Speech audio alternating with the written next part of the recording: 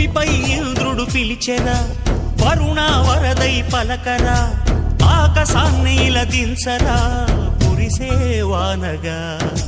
మారని ఆతన తీర్చగా, మాతల రాతలు మార్చగా, ఈ జల యజ్ఞము సాక్షిగా తలనే వంచరా. మహారాజు తాని సమిధల్లి మారి నిలువెల్లా వెలిగెరా, భోగాన్ని విడిచి త్యాగాన్ని వలచి తాపసిగా నిలిచెరా. జనక్షేమమే తన సంకల్పముగా, తన ఊపిరి హోమజ్వాలలుగా, స్వర్గాన్నే శాసించెనురా, అమృతమును ఆహ్వానించెనురా.